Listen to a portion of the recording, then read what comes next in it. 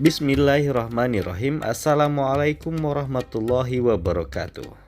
Sobat kreatif yang dimuliakan oleh Allah Subhanahu wa Ta'ala, dan dimanapun Anda berada, kali ini kembali Samudra Kreatif menghadirkan sebuah kisah lucu dari seorang yang bernama Abu Nawas. Seperti apa kisah yang kami angkat kali ini? Sebelumnya kami minta dukungan Anda untuk subscribe terlebih dahulu, serta like, komen, dan share. Dan jangan lupa tekan tombol lonceng untuk mendapatkan notifikasi ketika kami mengupload video-video kami berikutnya. Kisah Abu Nawas dan pedagang Mesir. Pada suatu hari, seorang pria asal Mesir datang ke Baghdad. Ia membawa barang dagangan dalam jumlah besar. Maklum, ia adalah seorang saudagar. Dalam waktu singkat, dagangannya habis terjual di pasar dan ia pun berniat kembali pulang ke negerinya. Tapi, berhubung kapal yang ditunggu belum juga datang, ia terpaksa tinggal lebih lama di Baghdad. Pada suatu malam, ia bermimpi menikah dengan seorang putri anak seorang penghulu Baghdad dengan mahar yang nilainya sangat tinggi. Merebaklah cerita mimpi itu ke segala penjuru hingga sampai terdengar oleh Tuan Hakim. "Benarkah engkau bermimpi mengawini anak gadisku?" tanya Tuan Hakim setelah ia berhasil menemukan pedagang asal Mesir itu di sebuah penginapan. Lalu si pedagang menjawab, "Benar Tuan Hakim. Kalau begitu, kamu harus membayar mahar untuk anakku," ujar Tuan Hakim. "Tapi Tuan, mana mungkin saya harus membayar mahar? Ini kan hanya mimpi," sergah si pedagang Mesir. Tanpa banyak bicara, Tuan Hakim itu pun merampas semua harta milik si pedagang Mesir tersebut kecuali pakaian yang dikenakannya. Ia kemudian mengusirnya dari tempat itu. Sebagai orang asing, si pedagang itu tidak tahu harus mengadukan musibah yang merundungnya itu kemana dan kepada siapa. Akhirnya, ia jadi sinting. Ia pun menjadi pengemis untuk makan sehari-hari. Pada suatu hari, ia lewat di depan rumah seorang perempuan tua penjual kopi. Penjual kopi itu pun jatuh kasihan melihat kondisi orang Mesir tersebut. "Hai, engkau dari mana?" tanyanya. "Aku dari Mesir membawa dagangan kemari, tetapi semua hartaku habis dirampas oleh Tuan Hakim," kisahnya. "Kalau demikian, sebaiknya engkau menemui Abu Nawas dan ceritakan musibah yang menimpamu itu. Semoga ia bisa membantumu," ujar si ibu tua tersebut. Singkat cerita, pedagang Mesir yang malang itu pun pergi menemui Abu Nawas dan menceritakan kemalangan yang menimpanya dengan nada mengiba. Ketika itu, Abu Nawas sedang mengajar murid-muridnya di rumahnya. Kata Abu Nawas, "Hai anak muda, bersediakah kamu melaporkan kisahmu ini kepada Sultan Harun al-Rasyid?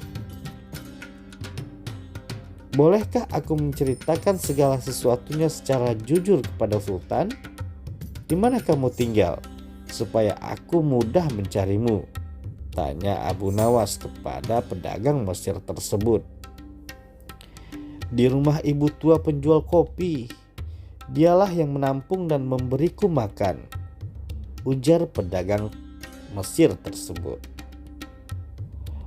Begitu pedagang asal Mesir itu pergi, Abu Nawas mengumpulkan muridnya. "Sekarang kalian semua boleh pulang. Tetapi malam nanti kembalilah kemari sambil membawa cangkul, kapak, batu, dan bakul," katanya. Tentu saja murid-muridnya heran. "Aneh guru kita ini.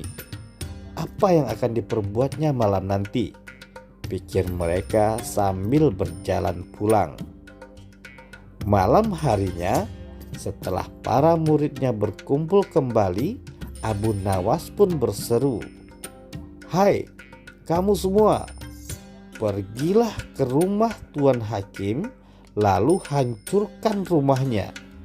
Kalau ada yang bertanya, jangan kamu pedulikan, tetapi katakan bahwa aku yang menyuruh kalian melakukan hal itu." Maka di kegelapan malam itu, berbondong-bondonglah murid Abu Nawas menuju rumah Tuan Hakim untuk melaksanakan perintah menghancurkan rumah. Tentu saja penghuni rumah terkejut bukan main, sementara ia sedang dibuai mimpi indah. "Siapa yang menyuruh menghancurkan rumahku?" tanya Tuan Hakim. "Guru kami, Abu Nawas," jawab mereka serempak. Orang-orang kampung yang melihat itu berusaha mengusir anak-anak itu, tetapi tidak berhasil. Mereka dilempari batu oleh murid-murid Abu Nawas. Selain itu, jumlah orang kampung sangat kecil dibandingkan jumlah murid Abu Nawas. Siang harinya, Tuan Hakim melaporkan peristiwa itu kepada Sultan Harun ar-Rasyid, yang kemudian memerintahkan memanggil Abu Nawas. Abu Nawas pun kemudian memanggil pedagang asal Mesir itu. Mereka bertiga menghadap ke istana. "Mengapa engkau menyuruh menghancurkan rumah penghulu?" tanya Sultan. "Ya Tuanku Syah Alam, kami suruh para murid menghancurkan rumah Tuan Hakim karena dalam mimpinya Tuan Hakim menyuruh kami menghancurkan rumahnya," jawab Abu Nawas. "Hai Abu Nawas, bolehkah mimpi dilaksanakan? Hukum mana yang engkau pakai?" tanya Sultan Harun ar-Rasyid. "Mohon maaf yang mulia, hukum yang kami pakai ialah hukum Tuan Hakim." Mendengar jawaban itu, Tuan Hakim tidak bisa berbuat apa-apa. Ia hanya tertunduk lesu dan membisu sampai terdengar titah sang sultan. "Abu Nawas, coba jelaskan maksud perkataanmu tadi." "Ya Tuanku Syah Alam, ada seorang pedagang Mesir datang ke negeri ini.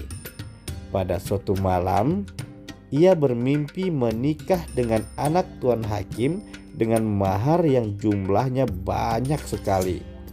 Kabar itu didengar oleh Tuan Hakim.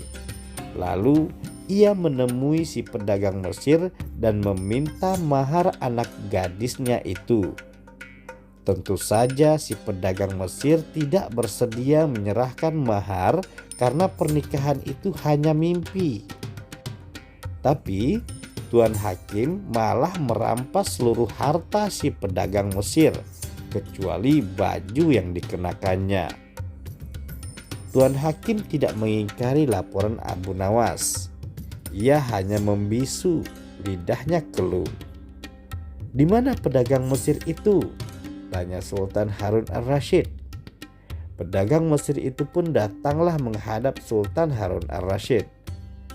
"Hai pedagang Mesir, ceritakan kembali pengalamanmu selama engkau berdagang di negeriku ini," titah Sultan. Pedagang itu pun menceritakan kembali semua pengalamannya selama berdagang di Baghdad.